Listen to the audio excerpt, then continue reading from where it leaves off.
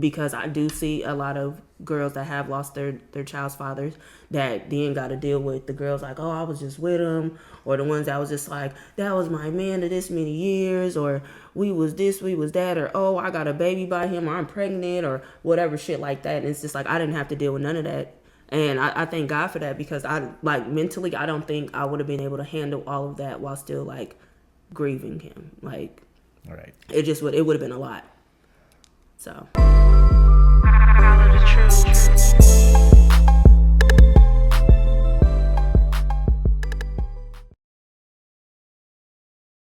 What the fuck is up? Back at it again with my special guest, Miss KEKE. How you doing?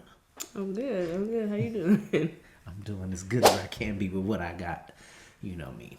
So, I brought you, well, I asked you to come in because you have traumatic experience that's a little too common in the black community with our single black mothers.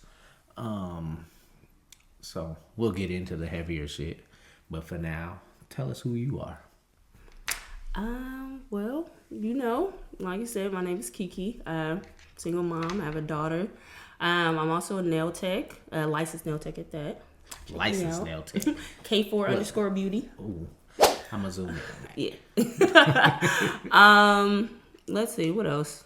I mean, as of right now, I'm just trying to kind of start my business with that, but that's pretty much about it. How long you been doing nails? I've been doing nails now 5 years. So, and I've been licensed now for almost a year. So, so you was being illegal. Hey, what people were doing during COVID, you had to get your money. How you gonna get your money? You had to get your dollars. How you was getting them. I feel it. Exactly. So where you grow up? So I like to tell people that I'm from Oakland by way of Livermore. Because I lived in Oakland up until I was about 12, let's say, and then I moved to Livermore, and I finished out. Well, I won't even say finished out. I started going to school in Livermore like 4th grade. But we didn't move there until I was in middle school. So I always say Oakland by way of Livermore. I feel it. Yes. I'm, San Francisco by way of Denver, so okay. That's how we rock it. How was your childhood? Did you grow up in a 2-parent household? No. Let's say so. Dad in and out of jail for the bulk of my life. Hola, papi. So it was always just me and my mom. And then, 5 years later, I had a brother. So it's 4 siblings altogether, but it's always just been us. So me and my dad, our relationship didn't really become something until like my senior year in high school. And I kind of gave him an ultimatum because he wasn't super consistent. So I told him that if he didn't come to my high school graduation, I just didn't want a relationship with him. So he wound up showing up, and I mean, we kind of just been working things out ever since. That's what's up. Shout out to Pops. He showed up. He might not have showed up for much, but he showed up for that. There we go. Shout Something, out to right? Pops. Yeah. How is your relationship with your mother? My relationship with my mom is pretty good. I mean, that's kind of like all I've known like my entire life. She was a pretty lenient parent. Like, I wouldn't say she was like super strict, but I will say like, she did shield me from a lot of things. So like growing up in Oakland, I just felt like I didn't have to experience as much as like what my friends that actually grew up in Oakland had to deal with. So like losing friends at young ages and stuff like that, because she kind of got me out at like a decent age. So, but I did feel like with her moving me to Burbs, moving me to Livermore, like that's white. Like that's really white. So it's kind of a like a culture shock. So it's like I feel like I experienced racism at a young age. Hey, boo. Hey, how are you? I'm good, girl. Slang makes them cool. Slang makes me hood. Yo, those kicks are lit. Thanks. Space Jams. And I just didn't really know how to take all of that, because they asked me why I'm wearing my hair certain ways or why I like certain foods, like just stuff like that, that kids that I was, growing up with normally like wasn't asking shit like that, because that was just our norm. Right. So. Oh, wow. Yeah. That's an interesting perspective. Yeah. My schools were pretty diverse. Pretty good mixture, so. Yeah, definitely like handful of us. Like you probably could count on like 2 hands on how many kids was in like my middle school. High school is definitely more of us, but majority white. What high school did you go to? I went to Granada High in Livermore. Oh, okay. With the big G on the helmet. Yes, yes. Black and yellow? Yep. High school. Home of the Matadors. The Matadors, whatever that is. So you think your fucked up relationship with your dad hindered you in relationships with men in general?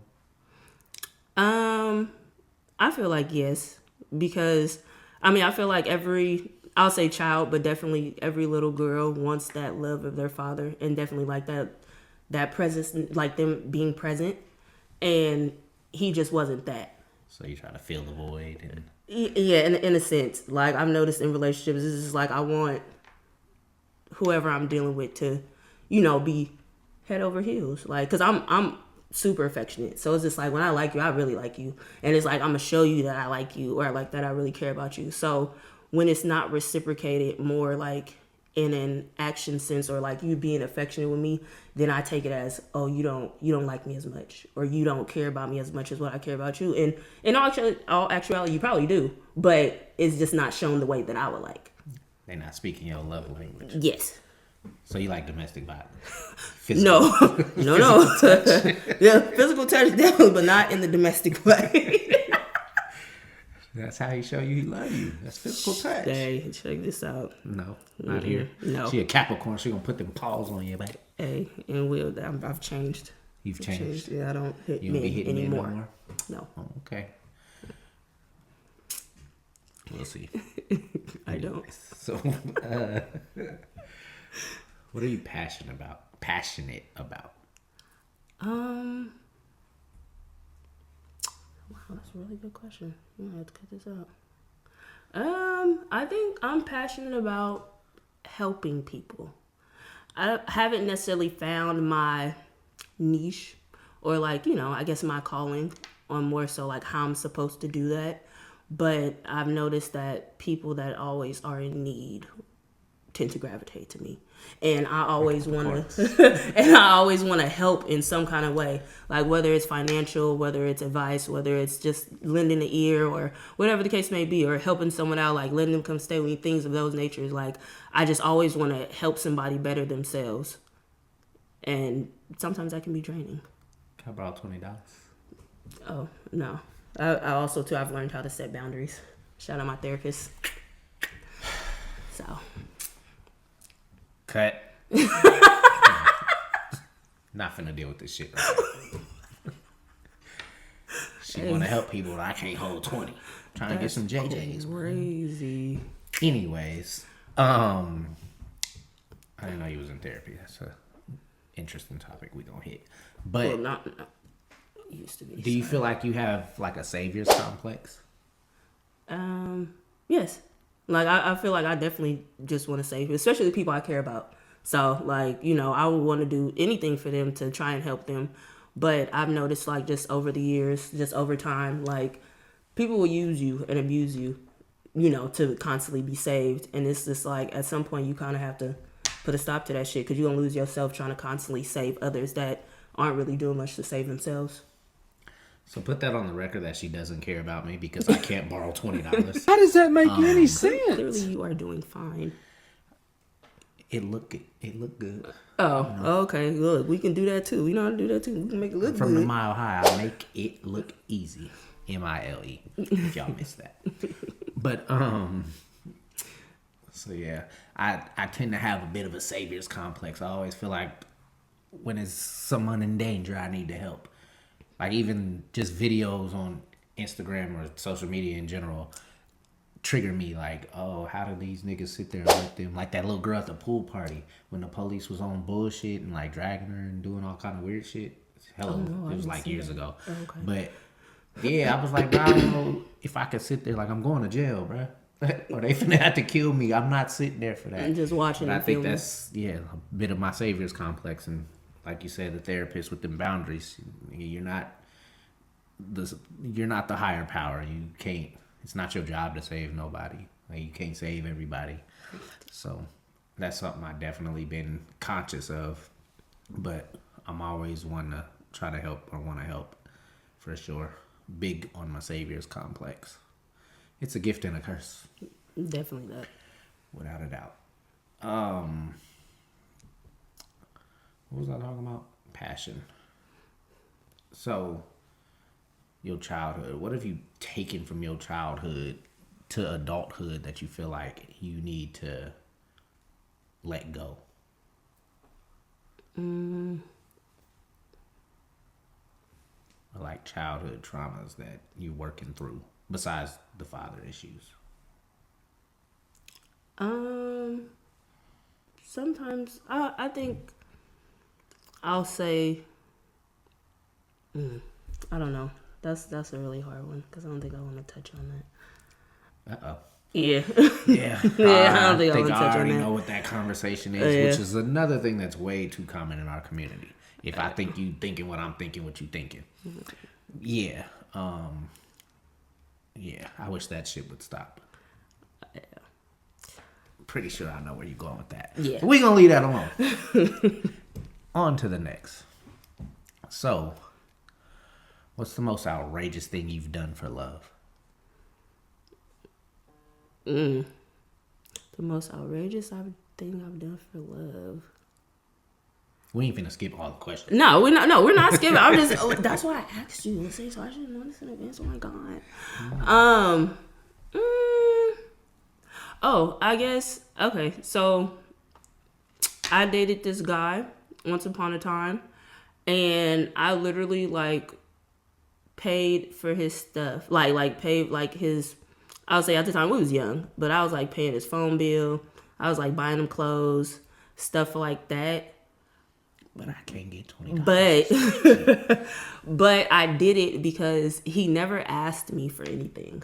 Like, he never asked. He never was like, oh, can you do this for me? Can you do that? It's just that I saw that he was really trying in life, and he was really trying to better himself, because he used to be like a street nigga for the most part, and he didn't want that street life no more. So he was going to a trade school to be like, do construction and shit like that. And I just felt like, shit, why not help him out? Like, like he really trying to better himself, and like motherfuckers ain't trying to help for real. So I'm like, you my boyfriend. Like, I'm gonna throw that bread, like whatever you need, whether you ask for it or not. It's interesting. Why's that interesting? Because you pissed me off. You heard what I said? He Really was my boyfriend. He's my. Oh, okay. I'm leave my comment to myself, but you got it. How is he now? What is he on? Oh, he's doing great. He's doing great in life. Now, we'll say he's been in his trade for years now at this point. He's an amazing father. We'll say he has great morals. We'll say, he cares about his mental health, like all that type of stuff. So it's like he never went back to his street way. Like, I mean, don't get me wrong, like it's still in him. Right. But he knew that that's not what he wanted to be for the rest of his life. So, yeah, he's doing amazing in life. So why he kick your ass to the curb? He didn't kick me to the curb. We'll say we were young, and we just kind of parted ways. I mean, that it wasn't necessarily the end of us though. Like, I mean, at some point we dated again, and then I mean, still to this day, like we keep in contact. Like, I mean, like I said, I clearly know how his life is going because we still keep in contact. But life is going really well for him. That's good. Shout out to you for helping. Black women, we need help, even when we don't ask for it, because we don't want to ask for it. Because then you're going to throw it in our face. But if you just do it out the kindness of your heart, maybe you won't throw it in our face. Maybe we shouldn't have to ask. Women in general. I date black women, so that's who I was targeting with that response. Don't fucking play with me. Don't piss me off, alright? You're already right here with it. I need you to tone it down a little bit before we get up here.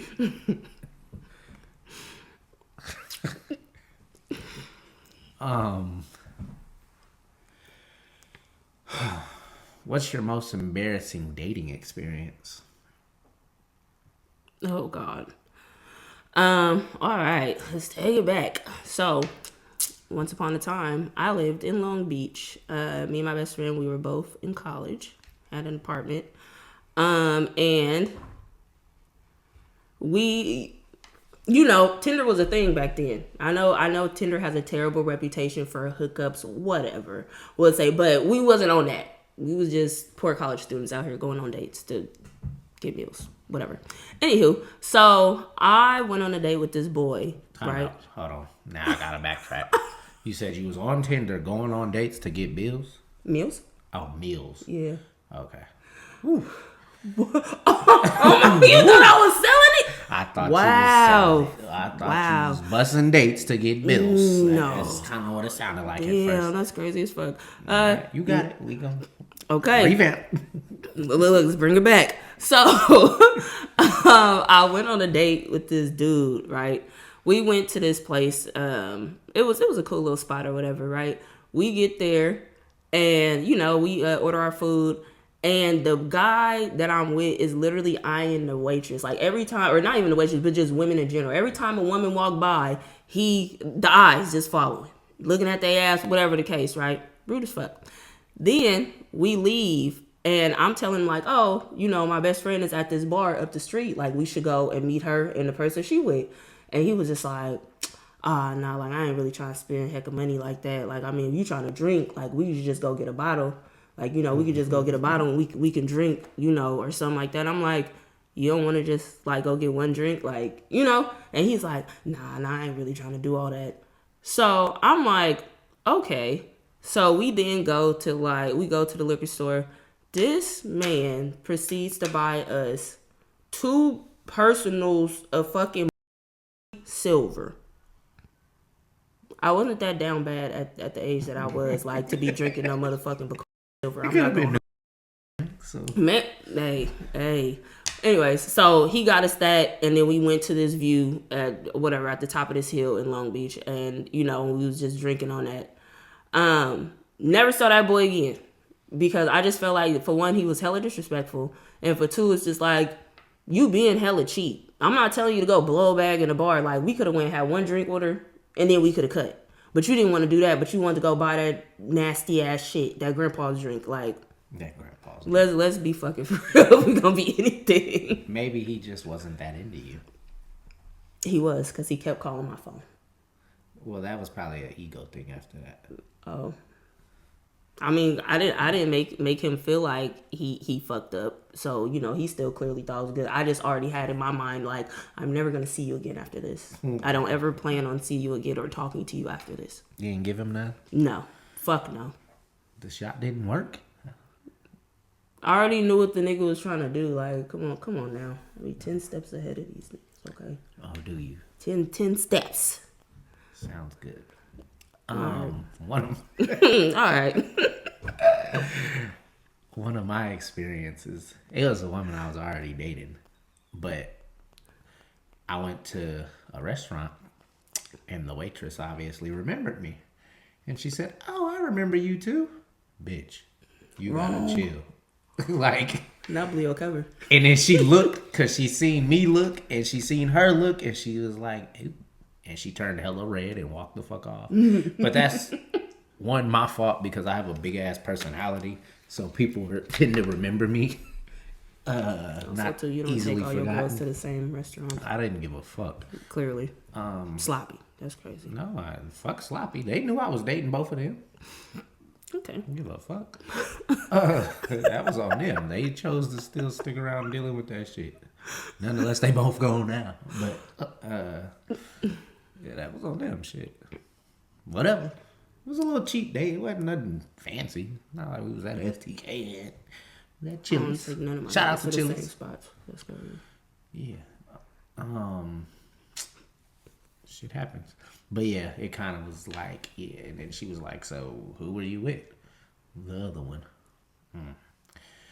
Yeah, that was a mess. That was a terrible time of my life. I was going through a lot. And I was being bad. Like, I was on straight Wow, yeah. bullshit around them times. And how old were you this time? How old was I? Next question. Oh, this was recent. Next question. We're not finna do that. Kiki. Check this out, bro. I don't know if you woke up with a vengeance or a vendetta, the wrong side of the bed. But today, you're gonna take me there. Okay. We're not gonna do this. So we here right now. We getting a little higher. Yes, we are. You about to Prize Picks level right now. Pissing me off. My one leg's felling. Oh my God. So what's one of the toughest decisions you ever had to make? The toughest decisions. My God, there's so many. No.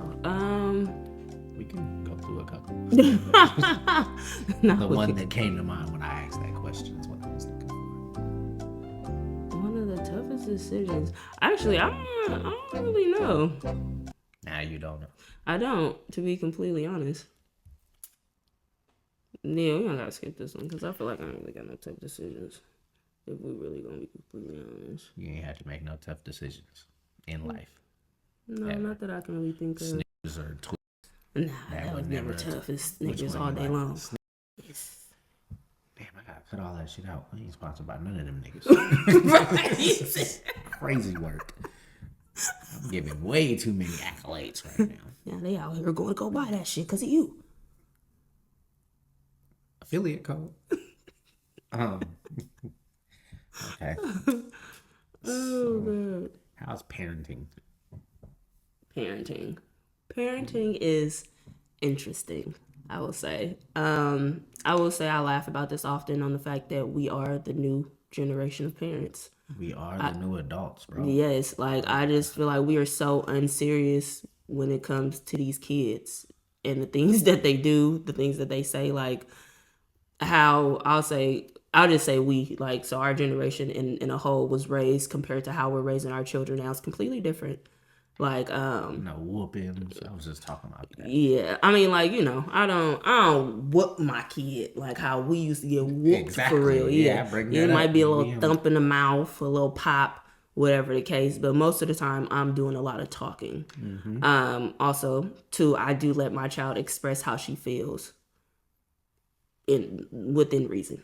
So because she is only 5, we're gonna keep that in mind. She is only 5, but I mean, I think when I got pregnant with my daughter, I definitely expected parenting to go differently because I was expecting for it to be like a 2-parent type of thing. So I'll just say, like, as of now, I've just been kind of winging it. Like, we're literally learning from each other. Like, shit, is her first time here. It's my first time here with her. So we just figuring it out kind of day by day. 42, she 5. So you had I'm a sorry? baby of 37? I'm sorry. I'm 33. Don't ever do me. Oh, my bad. Really 25 for real, but 33 on paper. Like, Oh, so you were older. yeah, Yeah. had her at 27. I had my son at 26. I'm still trying to get rid of my love handles. Yeah, mine actually disappeared fairly quickly. And don't ever call it a dad bod. It's a father figure. Hey, whatever helps you sleep at night. KEKE, cuz.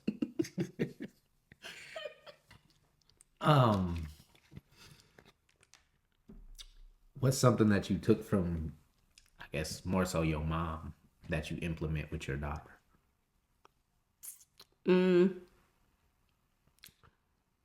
Always listening. Like, I always listen to her. Like, one thing I can say is, like, me and my mom had we had a good relationship. Like, I felt like I could pretty much kind of talk to her about anything. So I try and be like that with my daughter. And like I said, she is only 5 right now. So we'll see if what I'm somewhat implementing, like, if it'll work somewhere down the line. But yeah, I always felt comfortable with my mom. I always felt comfortable to talk to her. I always felt comfortable to kind of come in there and tell her about things that either I was going through or maybe some other people was going through, and just kind of like getting advice for the most part. Were you able to talk to her about, like, when you started busting that thing open? Yeah, now see that, no, we wasn't that comfortable. I ain't gonna hold you. I think I told her like my senior year. I think it was like literally my senior year, like once I had just graduated. And the girl that took mine wasn't a virgin, so. Oh, see, little Horiana. Yeah. Shout out whoever you is. No. Not at all. I'm traumatized. She didn't take it or nothing. Oh, okay. She didn't take it, but Nah, you know, but she was older than you. nah, we was the same age. Oh, We was okay. Well, literally that's a couple good. days At apart. least she wasn't like 18 and he was 13. Like that shit is very common too Yeah, that's a and weird. unfortunate thing too. Yeah. Yeah, there was this girl that got pregnant by like a young ass nigga, and she was like, I thought because he was young I couldn't get pregnant. Nigga, are you serious? She was like a senior, and this nigga was like an 8th or 7th grader or some shit, bro. I always wonder what goes through like women's head, like girls' head, like when they fuck with somebody hella young like that. When you a senior, but your boyfriend is a freshman, or you out of high school and your boyfriend is like a sophomore. Like what be going through your head for real? Yeah, I don't like the other way around. I guess it's so. I guess that's a double standard. Yeah, because men get praised for it. Like, oh, Yeah, your like- girl 18 and you 15. Oh, okay. Or you 14, she 18. Well, even just like the opposite way, like you a sophomore in college, your girlfriend a sophomore in high school. Like, Yeah, that's it weird. don't really look the same as the woman doing it. Like, even in your head, I right would now, say it it's don't frowned look- upon now. A nigga a sophomore in college and his girlfriend a sophomore in high school. They were like, Yeah, bro, no, you a that's pedophile weird for real. anyway. Yeah. You a pedophile. Your girlfriend in high school still? You a Are you pedophile, bro. Drake? Drake? Yeah, I don't see what would be appealing in a fucking high schooler. I mean, well, now I'm well in my 30s, but back then I think I was 19 and the youngest was 17. But that was like still time to be in high school together type shit. But I mean, if you got held back, yeah. no, like she was a freshman and I was a junior type shit. Oh, okay. Senior. At 19. No, nigga. Oh, okay. I was about to say, I think you got held I'm back. saying when she was a freshman, I was still in high school. Yeah, no, I did. Well, I had a boyfriend like that. I dated him my sophomore year, and he had just graduated the year prior. So, Yeah. I don't know if I was fucking with no sophomores. I mean, I gave him a chance. He was a church boy, played the drums. He and was a shit. church boy? Yeah, his parents he were was a PK. were yeah. No, well, his parents were deacons, but it didn't matter. He was Is that who took your virginity? Is that too much information? no, that wasn't. That was some Oakland nigga. Oakland Speak nigga. of him. Yeah. You got hit with the Oakland okey doke. Uh-oh. Not the Oakland okey doke. Young and dumb. Young and dumb. We all were. You think you traumatized from like experiencing it that early? I had a better question. You think I'm trying to word this right. As a woman, do you think because you've had variety that it's like hard to stay with somebody that doesn't quite meet up to the sexual standards of another person from your past? No. Okay. Before I answer that, because that was really quickly, I'll say once upon a time, yes. But now that I'm older, no. Because even though that person may, make up, I guess, like in the sexual aspect, he may lack in other ways. So it's just like, you may pleasure me, but like, are you there for me mentally? Like, do you cater to me? Like, do you, understand my love language and shit like that? And it's just like, so like younger, I'll be like, oh my God, like, you gotta know these, like, whatever. But it's like now older me, like I think it more so is like if you are catering to my needs. And I don't necessarily mean like physical, but just like anything, like, do I feel safe with you? Things of that nature. Could you be with somebody that didn't have good sex? I feel like everything is teachable. Good answer, I guess. You got it. It is. Sure, yeah. I had a friend of mine, an old partner, should I say, when she got with her boyfriend, she just kind of was like, yeah, this shit ain't it. And I feel like he's gonna propose soon, and I don't want to be thinking about getting some from you, and this nigga does that. Because But I think the next time I had talked to her, she said it was better. I guess she taught him some shit. There we go. She taught me how to cheat too. Oh, okay. Cause she was like my little side piece type. But she was like cool with it. Cause I was kind of her side piece. But you know, women be more out of their relationship when they doing shit like that than a man is. So we was, but So she y'all was just like, side yeah, piecing it together. pretty much. But that was one of the ones for sure. Okay. She might have actually, I can't give too much detail on it, but she would have definitely been my person if it wasn't for a different circumstance that I don't want to put out there because it's going to be too obvious of who it is. But if one of them circumstances was different, we for sure would have been locked in. She got married? Nah. Oh, okay. It was something to do with something that she couldn't get rid of. Oh. Yeah. Okay. Make that sound a little spicy, huh? I was say, I mean, smart day. Well, a couple things came to mind, but you know. I know. You want to speak on. Okay. We gonna leave that there. If you got an idea of what I might be talking about, go ahead and leave it in the comments.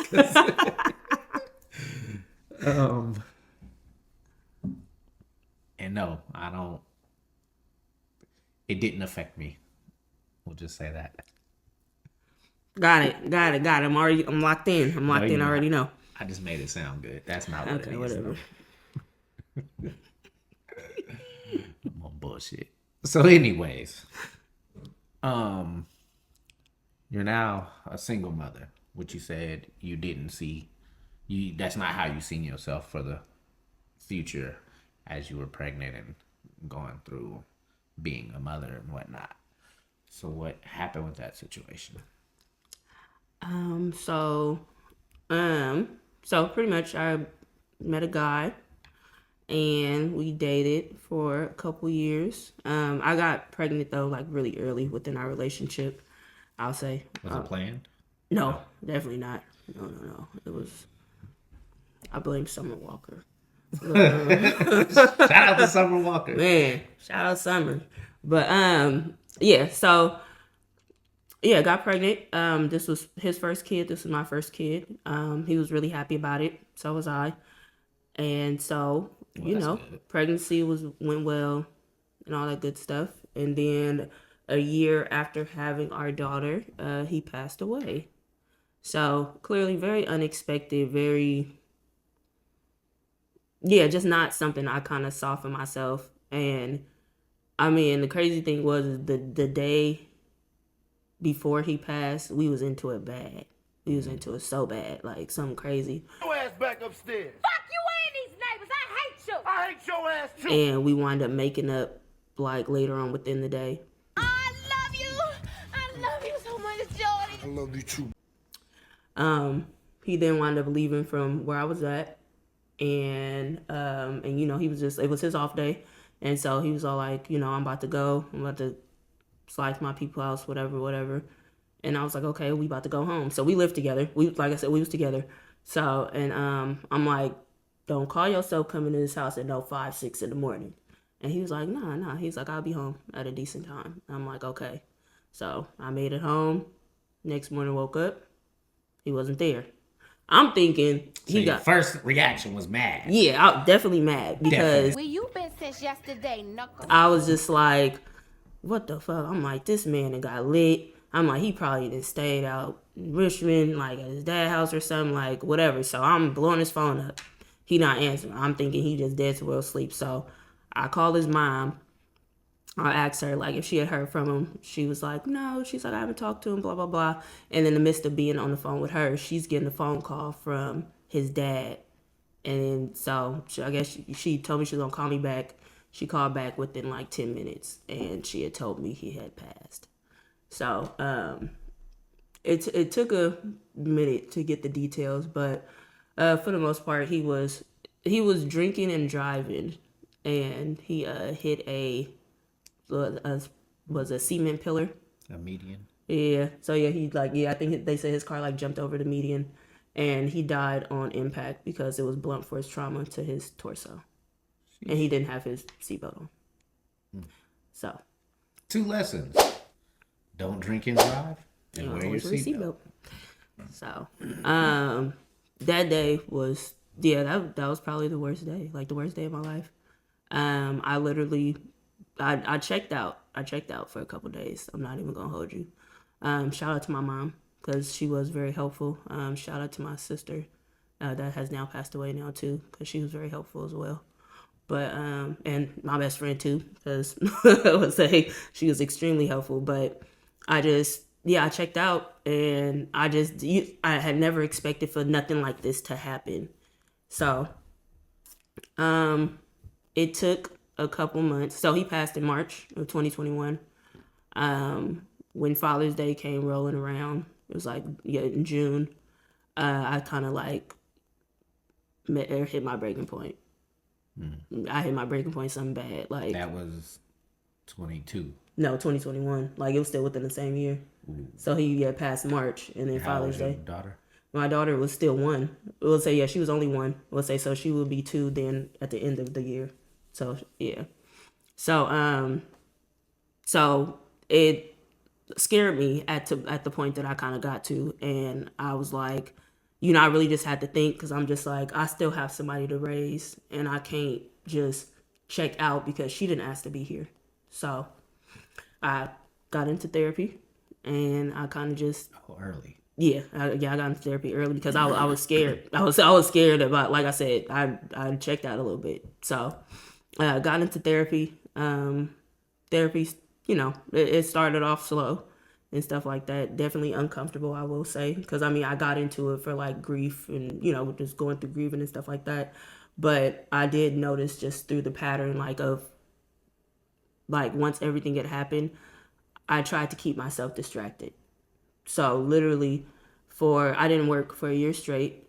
I traveled the bulk of the year. Like I was always gone. I was always on a plane. I was always going somewhere. And then when I wasn't, then me and my daughter was just in house. We was just in house. Like I stopped cooking. I just kind of stopped doing a lot of things. And I thank God that she was as young as what she was because I just felt like it probably would have affected her more if she was the age that she is now. Right. Because I was just going through so many emotions and stuff like that. And, I think my biggest thing is that I just didn't want to show a lot of emotion in front of her, which my therapist told me that I shouldn't have did that. Like, I shouldn't do that. But, yeah. So what was the grieving process like? Like, you checked out the couple days. How far into it did you get to therapy? Let's see. I did therapy for about a year and a half with therapy. So, as far as like my grieving process, like I said, it was just mostly, like I said, if I wasn't traveling in the house, sleeping, eating, let's say I was smoking weed, something crazy, like something heavy. Getting ready to any bad habits or substance abuse. Yeah, so weed was definitely one of those. Let's say I wasn't super, super big on the alcohol, like while it was me and her. But when I was out, definitely. No, I know, but that's crazy that, you would resort to that. What, alcohol? Alcohol after that. Right. No, right? But I wasn't driving though. So But still. yeah. I know, I get it. No, because that's what a lot of people turn to after death, should I say. Of loved ones. They turn straight to alcohol, which is what I'm seeing as a common theme with having these conversations.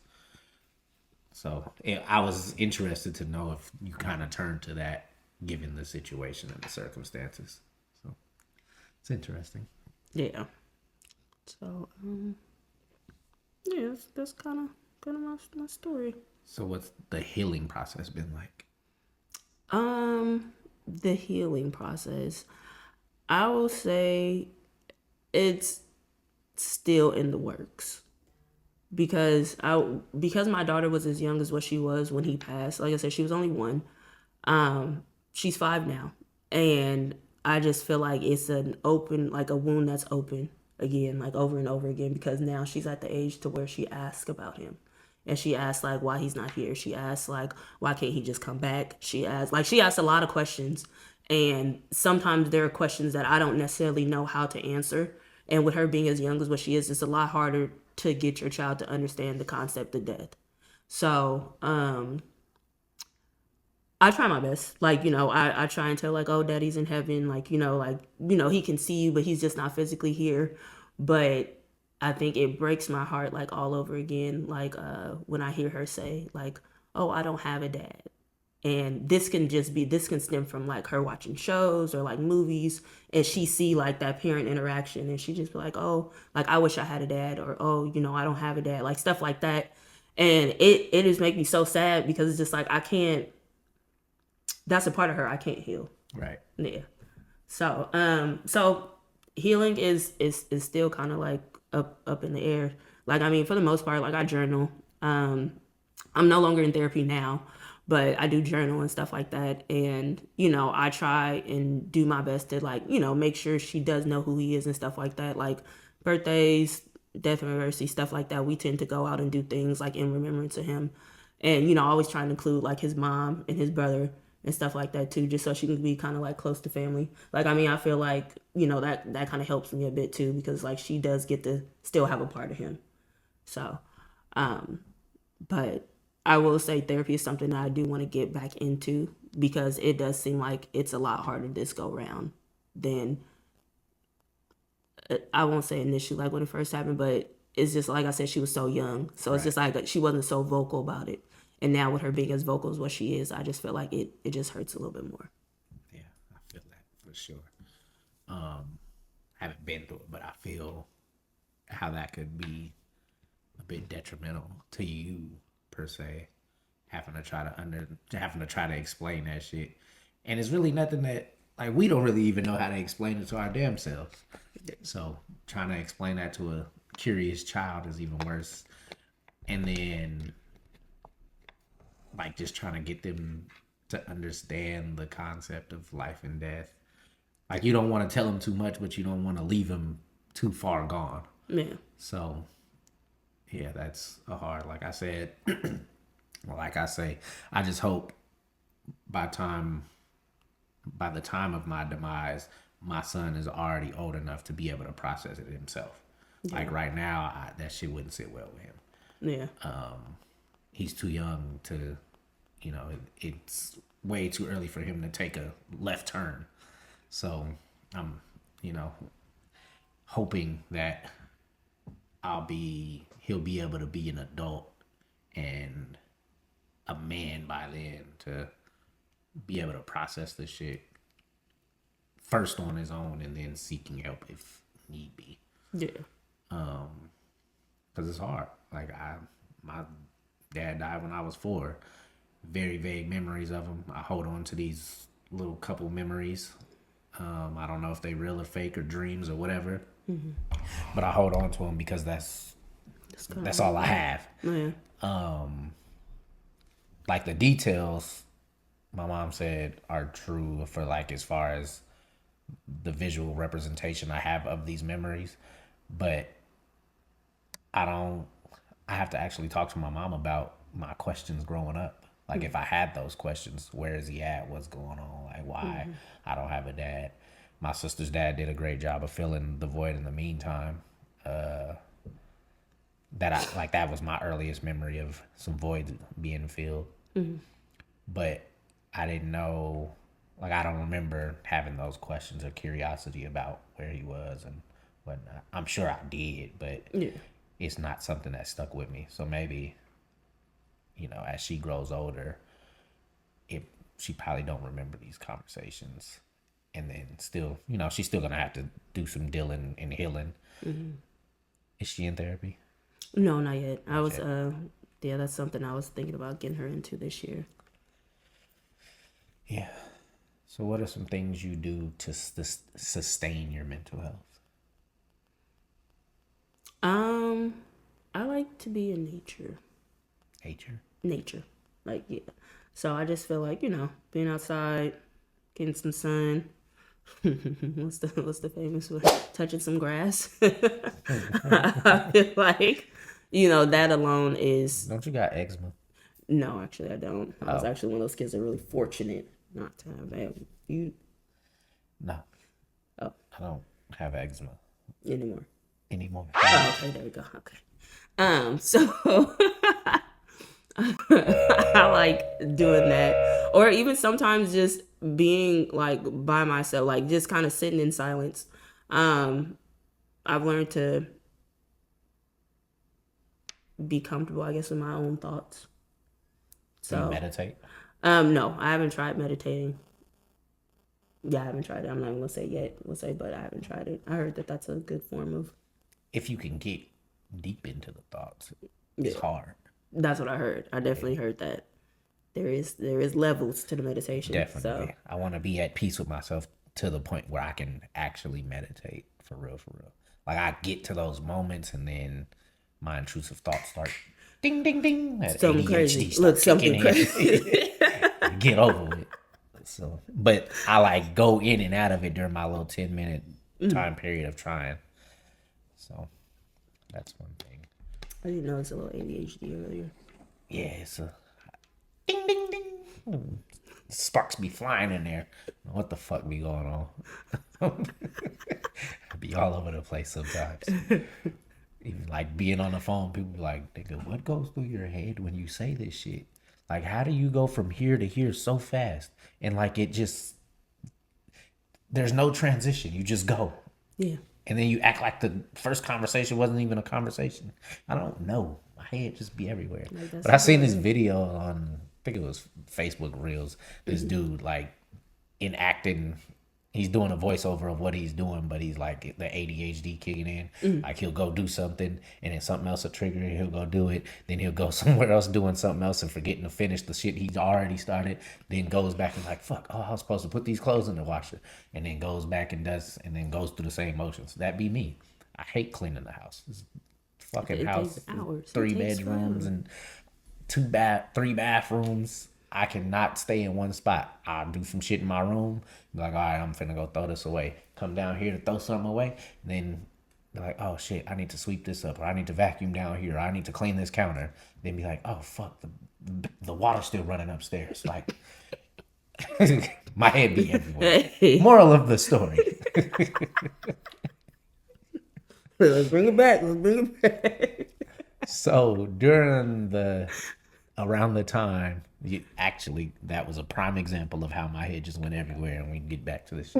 Anyways, during the process, like around the times that he passed, was, I don't know how to word it. Like, was it hard dealing with the social media aspect of it? Because just recently, somebody got murdered in Denver, and I see everybody talking about it, everybody kind of having a say-so about it, or everybody trying to be the first to run to social media about it. Was that a thing that, like, played? Did that have any, like, issue? Did you have any issues with that? As far as, like, social media? Yeah, like people trying to, like, be the first to do it, or fake grieving, or trying to act like they was his woman on. So thank God I really didn't have an issue with that. Like it was something very small. It was a girl that he dated before me. She was trolling for like a cool minute for the most part. But I got that in check real quick. So it really wasn't too much I had to deal with. It probably was like one girl that was actually his friend that had made a post that was very questionable. Check that. So it's like I never really had no issue. I checked like 2 issues at the door, and then them bitches never really. It was just that. So I'm thankful for that, because I do see a lot of girls that have lost their child's fathers that then got to deal with the girls like, oh, I was just with him, or the ones that was just like, that was my man to this many years, or we was this, we was that, or oh, I got a baby by him, or I'm pregnant, or whatever shit like that. And it's just like I didn't have to deal with none of that. And I thank God for that, because I like mentally, I don't think I would have been able to handle all of that while still like grieving him. Like, All right. it would have been a lot. So. Yeah, I just asked that because it triggered today, just seeing the post and then like hearing this backstory of all the shit that happened, allegedly, because I really don't know. I'm not in Denver anymore. But just hearing the shit and then like seeing the post and seeing what people are saying and how everybody's trying to be the first to say it or the first person to let everybody know. Like, it had been situations where people pass and their parents are finding out because of social media. Like, damn, y'all didn't give it no time. You just run straight to the media. Oh, whoop got killed, and like, bro, that's not your place to be doing that. Let the family grieve first. Like, let them get that shit. Yeah, like let it In a marinate genuine first way. before, yeah. Like, I would hate as a parent, for Lord forbid, higher power forbid, whatever. I would hate to see some shit like that as a parent, like get on Facebook and people posting my son and like, nigga, what? I didn't get no calls about what the fuck is this? What is y'all? Yeah, I don't even know. I would probably lose it. I'd probably lose it anyways if I lost my child before I lost myself. Yeah. So that's a whole nother conversation in itself.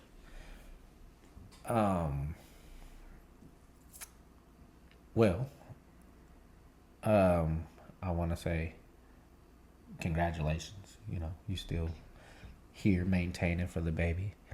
We need more moms like you.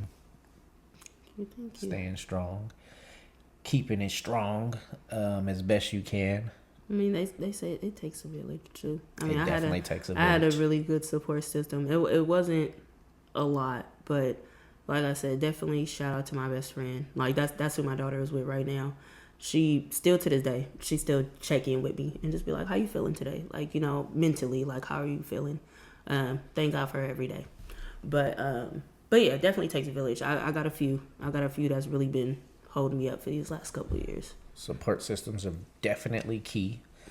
Like I reiterate, I had to backtrack on my support system because I wasn't being the support system they needed in the times. I also don't know how to deal with death and grieving per se. Like when my partner died, that was like the closest death that I felt to grieve about. But I didn't know how to process that myself, and I didn't know how to let anybody else show up for me for that. And I haven't always been the best at showing up for people in those moments. Like now that I think about it, even my best man, like when his grandma and shit passed away, I don't remember how I showed up for him. So that's something I'm definitely looking into for myself and working on. Just being a better friend. Like I'm a great friend, but during them grieving processes, my friends know me, like my friends, they know that I'm probably not the best nigga to come to in those moments, but it's also information that I need to know where they're at in life and whatnot. But, you know, I'm the jokey nigga, so we gonna laugh a little bit. We ain't finna we gonna laugh through these tears, but I can definitely show up better as a friend, without a doubt. So shout out to your support system. Shout out to the village helping you with this baby. Let people be there for you. Yes, I know that can be a little hard thing for you to be vulnerable and letting people be there. Man, Let them show up the best they can. And you got to remember everybody's experiences are different, so everybody shows up different. look, I'm just appreciative that they show up. Exactly. Embrace that. Shout out to you. Shout out to KEKE. The pissed off meter is going down a little bit. So, do you have any questions for moi? Actually, are you in therapy? You been in therapy? I was in therapy, but with the whole job situation, so the job actually gave up the contract with that company in general. Oh, So I what was it, would've- Lear? Yeah, so I would have been out of therapy in the time anyways. But I have my therapist information. We had talked in December. Our last session was in December, and we had talked about, you know, her rates and whatnot when I was able to go back, or if, because I think like the Kaiser goes through them too, so she can get paid through there. But I had told her if I needed to, I would definitely be reaching out and paying out of pocket. But it was helpful for sure. She actually, like I always say, she got me here with this fucking podcast. She got on my ass about it. So we're here now and we're rolling. Okay, shout out to your therapist. Shout out to Miss Howard. I only picked her because of her last name, and she was black. But There we go. she ended up being great for me, for sure. Because when I was in middle school, my mama tried to have me talking to some white lady, and we're not going to do that. Nothing against white people, but you not You don't really just feel going like to they understand resonate what with I'm you. looking for when I'm looking for what I'm looking for. Because if you didn't understand that, you ain't going to give me what I'm looking for when I'm looking for what I'm looking for. But And shout out to your mom though for like putting you in there at a young age. yeah, I feel like that's a no, I'm not a- tired of telling that story. yeah.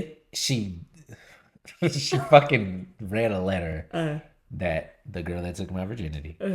I had wrote a letter back to her because she was like on some suicidal shit. So I wrote a letter back and tried to meet her in that same space. It was like, yeah, I be thinking about it too, and da-da-da-da-da. But I was like, Oh, she like, oh no, not today. yeah. So moms came across that letter and was like, nigga, no, red flag. I'm going to therapy. Now. But that wasn't a thing at all. I didn't start thinking about suicide until I was older. Like, older. Like grown up. Yeah. Yeah. Shout out to my son, because There you go. Look, these kids could have that been keep spicy. you going. Nonetheless, is that your only question? But yeah, I definitely enjoy therapy, for sure. I want to say, how is fatherhood for you? Like, because your child is how old? He'll be 9 next month. So you got 9 years in this. So I mean, how's that been for you? It's great. I love it. Like I say, I'm not the best representation of a man or a father that I can be, but I'm working with what I have in the moment.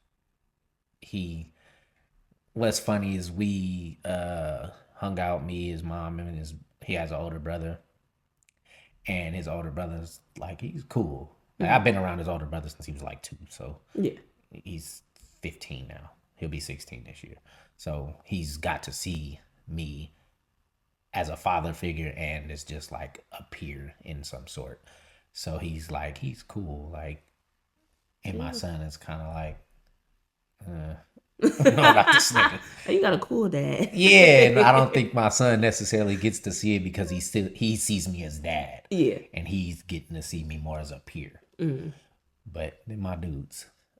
He probably think you cool. He just Yeah. probably won't admit it just yet. Yeah, like it'd be times where I be doing little silly, stupid shit, and he tries so hard not to laugh. Like, yeah, nigga, it's funny. I know. I'm funny. Like, I know. And he just bust out like, fuck, something's wrong with this nigga. Shout out to him. Shout out to the kids. So back to it. I want to give you your flowers for showing up. I appreciate you for coming and being vulnerable and joking and turning down my pissed off meter. Look, and I appreciate you for having me. Like I told him before, I was scared to do this, and this is his second time asking me, because the first time I definitely said no. I said, you talk about too much serious stuff. I don't know if I'm ready to be that vulnerable with the world. And then he asked me this time, and I mean, when he told me the topic, I felt like it was something that could possibly help someone else out there. Yeah. So yeah, shout out to you to finally getting me on the podcast. Yeah. Thank you for showing up. No rescheduling. That's been a common thing. Actually, it's been really good lately. But yeah, thank you for showing up. I appreciate you for being the mother you are. Your daughter's gonna help my son's life be easier at some point, I'm sure. Just how the world works. They may cross paths in the future, or she may invent something that helps my son, or whatever. Yeah, you never know. She may invent something that helps her. So shout out to dope mothers that are raising their kids to be great, because I'm trying to do the same. They are the future. One day they gonna be the new adults like we are. And I don't know if we doing a good job at this shit, but we here, we showing up, we learning every day, we teaching. We just doing the best we can with what we have, like I always say. But nonetheless, I want to give you another thank you, your flowers, and a round of applause for being vulnerable. Shout out to therapy. Shout out to healing. Shout out to single black mothers doing the best they can with what they have. And this is the Holla the Truth podcast, giving you the truth for the future, the present, and the past. But I gotta ask, can you handle it? Wow, that was good. At this point, you just need to